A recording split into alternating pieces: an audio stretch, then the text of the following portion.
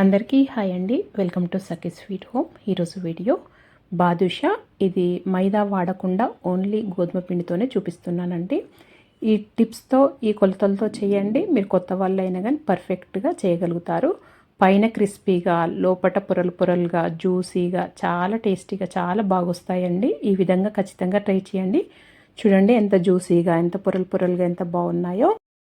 మీరు కూడా ఒకసారి ఈ విధంగా ఖచ్చితంగా ట్రై చేయండి. ముందుగా ఇక్కడ నేను ఒక బేసన్ తీసుకొని చిన్నది ఒక 2 కప్పుల గోధుమ పిండి తీసుకుంటున్నాను. మీరు దీని ప్లేస్లో మైదా అయినా వాడుకోవచ్చండి. నేను మైదా వాడట్లేదు, గోధుమ పిండితో చూపిస్తున్నాను. మైదా చేసినది కూడా మన ఛానల్లో ఉంది, కావాలంటే చెక్ చేయండి. ఒక పావు టీ స్పూన్ ఉప్పు వేసుకోవాలి. ఉప్పు వేయటం వల్ల ఇది బాదుషా అనేది టేస్ట్ చాలా బాగుంటుంది. ఇప్పుడు దీంట్లో ఒక 1/2 టీ స్పూను బేకింగ్ పౌడర్ వేసుకోవాలండి. ఒక 2 టేబుల్ స్పూన్ల నెయ్యి వేసుకోవాలి.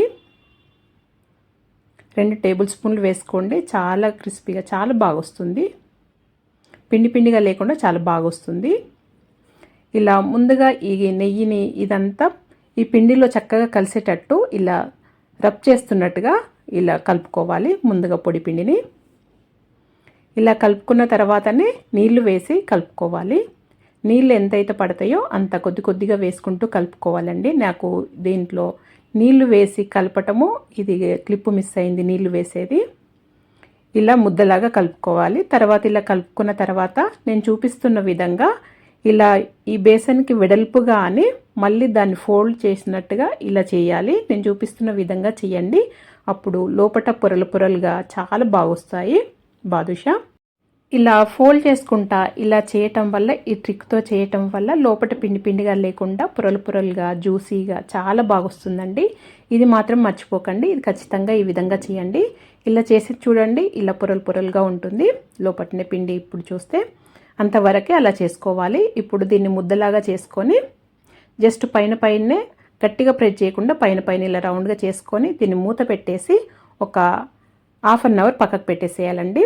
అంతవరకు మనము పొయ్యి పైన ఒక కడాయి పెట్టుకొని 2 కప్పుల చక్కెర తీసుకుంటున్నానండి.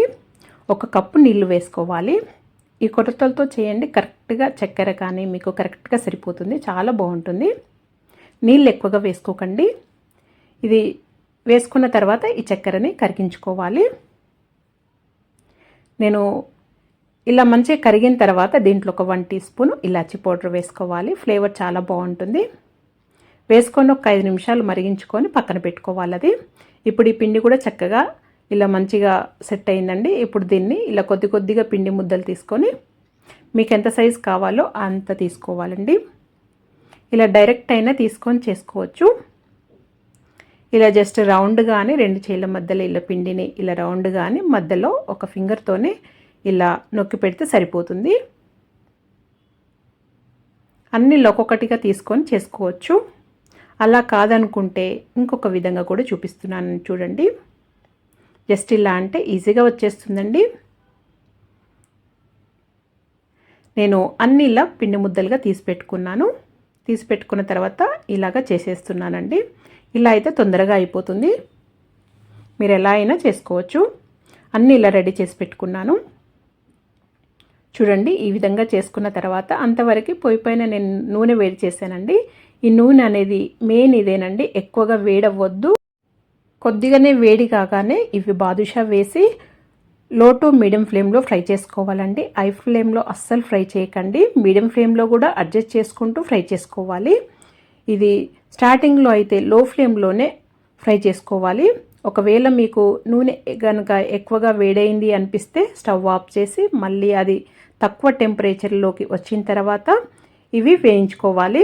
అలా చేసుకుంటూ మన నూనె టెంపరేచర్ అనేది చూసుకుంటూ ఫ్రై చేసుకోవాలి. అలాగైతే చక్కగా చాలా బాగొస్తాయి. లోపల వరకు కూడా చక్కగా ఫ్రై అయ్యి పొరలు పొరలుగా చక్కగా వస్తాయి.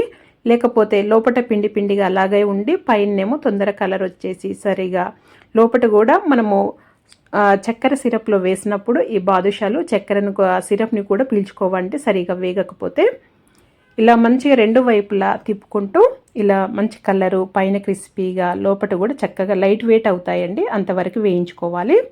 చూడండి, చాలా క్రిస్పీగా చాలా చక్కగా ఫ్రై అయ్యాయి కదా. ఈ కలర్లో వచ్చే వరకు ఫ్రై చేసుకోవాలి. ఇలా ఫ్రై చేసుకున్న తర్వాత నేనైతే ఒక స్ట్రైనర్లోకి తీసుకుంటున్నాను.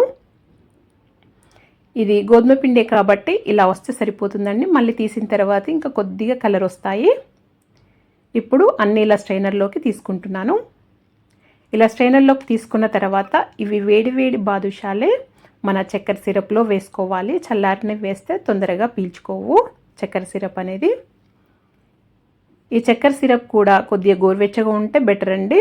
మీరు చల్లగా అయినా కానీ ఈ బాదుషా మాత్రం వేడిగా ఉండేటట్టు చూసుకోండి. ఈ బాదుషాలు చక్కెర సిరప్లో వేసేటప్పుడు చక్కెర సిరప్ అయినా వేడిగా ఉండాలి, లేకపోతే ఈ బాదుషా అయినా వేడిగా ఉండాలండి. అలాగైతేనే ఇది చక్కెర సిరప్ అనేది మంచిగా బాదుషా పీల్చుకుంటాయి. లేకపోతే లోపట వరకు ఆ సిరప్ అనేది వెళ్ళకుండా లోపట పిండి పిండిగా ఉండి బాగోవు. ఇలా అంతా ఇందులో వేసుకున్న తర్వాత మూత పెట్టేసి ఒక 10-15 నిమిషాలు అలాగే వదిలేయాలండి. అలాగైతే చక్కగా పీల్చుకొని చాలా జ్యూసీగా చాలా బాగుంటాయి. నేనైతే ఒక 15 నిమిషాలు అలాగే వదిలేశాను. చూడండి, ఇప్పుడు తీసి సర్వింగ్ చేసుకోవటమే. ఈ విధంగా ఈ కొలతలతో ఖచ్చితంగా ట్రై చేయండి. పైన క్రిస్పీగా, లోపల పొరలు పొరలుగా, జ్యూసీగా, చాలా టేస్టీగా చాలా బాగున్నాయి. మైదా వాడకుండా ఇలా గోధుమ పిండితో ట్రై చేసి చూడండి. ఇంట్లో అందరికీ నచ్చుతుంది. ఇంకెప్పుడు మైదాతో చేయరండి. అంత రుచిగా అంత బాగున్నాయి. మైదాతో చేసినా కానీ ఇంత టేస్ట్ రావేమో, అంత రుచిగా ఉన్నాయి. ఈ కొలతలతో ఈ విధంగా ఖచ్చితంగా ట్రై చేయండి. మరి మీకు కనుక ఈ వీడియో నచ్చినట్టయితే లైక్ చేయండి, షేర్ చేయండి, సబ్స్క్రైబ్ చేసుకోండి. Thank you for watching.